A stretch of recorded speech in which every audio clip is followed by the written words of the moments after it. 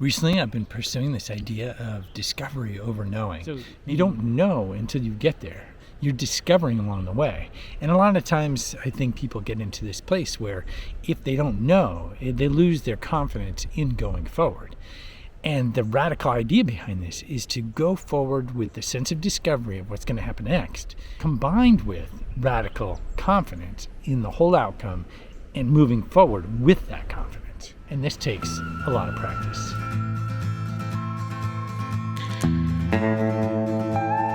Now, there's a number of people who talk about this idea. When I wrote the book, I hope I screwed this up, he goes so far as to make it part of his routine, meaning he'll might have some ideas, but really he'll step out on stage and he'll go forward without knowing exactly at all what's going to train and inspire. And magic happens in that moment. Magic does happen. And it's finding that place of acceptance for, screwing things up or having things stumble. And then in that process, you also allow a bit of unanticipated things to occur, synchronicities to happen. And it makes it so the presentation, it's a lot more, none of them a lot more dynamic. The audience and him co-create forward in that. He's interacting with his audience. He's not just having a monologue. I really like that. But I've often had a hard time, kind of putting that into play.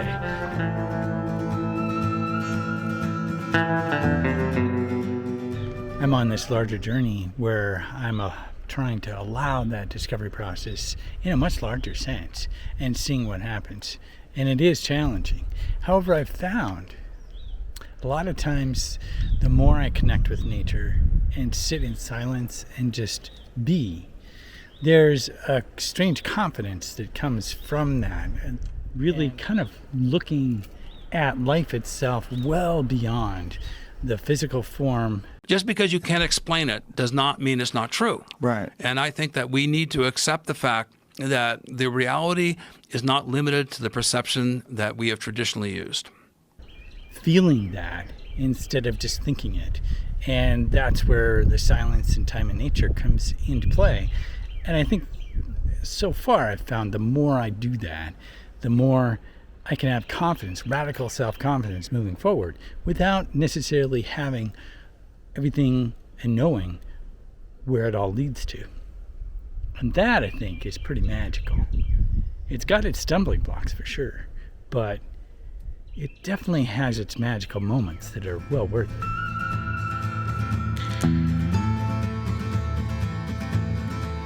That mycelium is actually connected to the entire forest, right? It actually is communicating with the trees and communicating with, knows where the water is. And really excited for people to learn more about the mycelium and the intelligence. I've been listening to a lot of Aubrey Marcus as he goes on his journeys into plant medicine, and some of his guests do as well.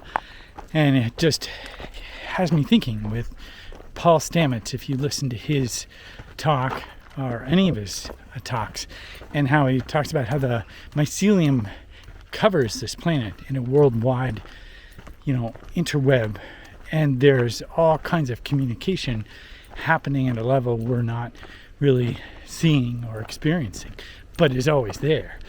And when you consume these plants or go on these journeys, there's a communication there that you get privy to, that you're suddenly opened up to in a larger sense. And the world we live in right now has no container for that, has no place for that yet. It's slowly changing, really, to have some place where that can play in our consciousness on an acceptable level for a majority of people, or a large mass of people, a tipping point, really. Whereas before, the psychonauts have been relegated to their own camp and never really allowed a full experience of consciousness without the threat from those that control us or have controlling interests over us as basically commodities to be bought and sold. But I think it's interesting as this opens up and people realize their consciousness is, in fact, not something for which they have to be given rights to, that they already have those rights in hand. And when you take it upon yourself to explore in that way, I think there's so much more to be had from the human experience. And it's not for everybody, because there are those who cling to or need that structure or control that society gives. They thrive upon it. They feed on it even. And so, but there are so many of us who are denied throughout their whole lifetime and come so close to these points of realizations and then get pulled away.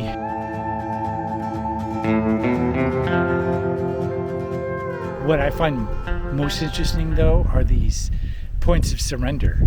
And there's this continuity or the similarity between the points of surrender you have when you're on a journey like that and when you're in nature. When you actually consciously surrender to being just in the moment in nature, it has a similar sort of conversation. Not as intense, obviously, but it still has that similar flavor of surrender or of allowing. And I think weaving allowing and discovery into your life could kind of mimic some of that healing that it comes from our society, which I think for the most part tries to control every bit it possibly can, to the point and detriment of our being healthy at all.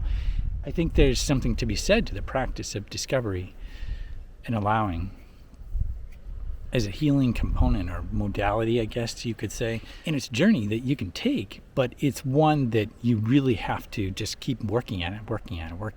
It gives back in spades, though. That's the beauty of it. It gives back in spades. Not as fast or not as intense as some other journeys will, but certainly has its moments.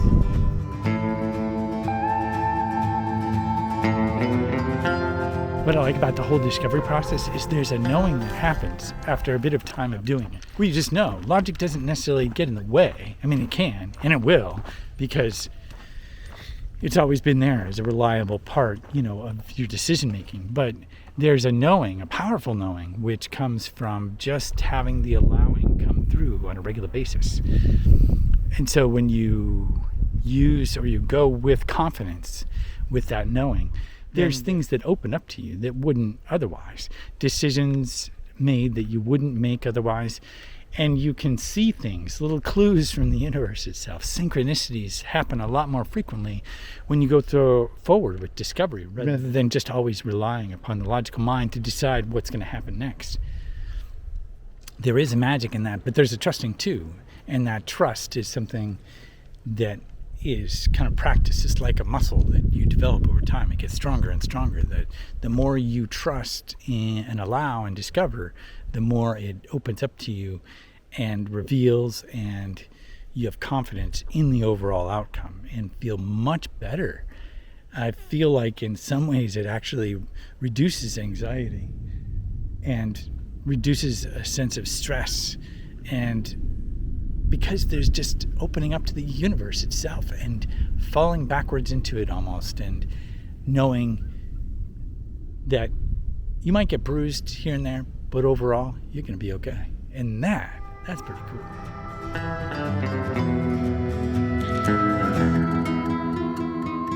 Of course, there's nothing I can point to logically and say, oh, I know this, and go ahead and do this. Here's your, point A, B, C, D, here's a list of what you need to do to make this happen. It's nothing like that. The whole thing is that discovery process or allowing is something you'd have to go on a journey to do for yourself. And although there are things, you could do, like practice going, someplace and not having any idea what you're going to do before you get there. Just go to a place and just walk around and discover things. I mean, when's the last time you did that? That's a practice in and of itself.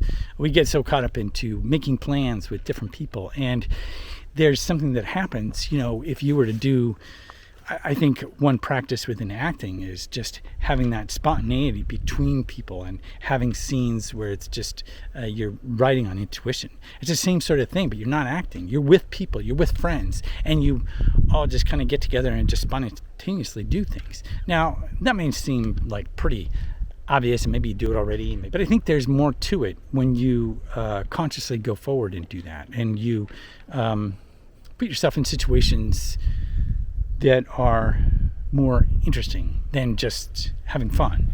I don't want to say putting to the test, because again, there's no way. I'm just someone in the field, basically, literally. I'm just someone basically literally in the field, right? Out here. And on this journey where I'm practicing that more and more within a larger and larger context. I can't tell you that it'll necessarily work for you. I think it works for everybody, because as I was listening to one interview that Marcus did, the shaman that Marcus was interviewing, she was talking about the interconnectedness of things, and that goes along with the mycelium. But we also have a collective consciousness, and there's many people who say that's just woo-woo, but there's so many things that prove it otherwise. And I think there's something to be said for direct experience. I think you can experience that sense of collective consciousness, that tipping point, 100th monkey effect. And when you do, you realize it's there, and your mind tricks you. Your logic gets you and says, "Oh, that happened that once. It's just a fluke." In fact, science has these flukes that they take out of scientific experiments. They take these flukes out and just say, "No, that's an outlier. That's not real. That's a miracle, so to speak." There's a lot of miracles that happen because of the placebo effect. And that's to say volumes, that we measure everything against the placebo. We measure so many things against the placebo effect because it's so consistently there. So what does that tell you? Well, I'm not sure what it tells you, but it tells me there's a lot more to life and to what's out here and what we're doing than anybody gives credit for. And if we explore those areas, I just think it's really, really refreshing and healing to just be in nature and just sit in silence sometimes. There's a lot of realizations that can come to you, and so many people have to schedule it into their lives, which is a shame, because it should be just woven naturally into everything that we do. Certainly in the past that's been true, and that it's not now is part of the reason why we have so many diseases and things. We're not connecting to our earth that we live upon. We have so many constructs that keep us away from that. And in particular, our jobs, which reduce our energies to kind of a factory output of necessity for so many other things that, would we naturally do these? I mean, as a job, maybe, but would it naturally be something that you would do?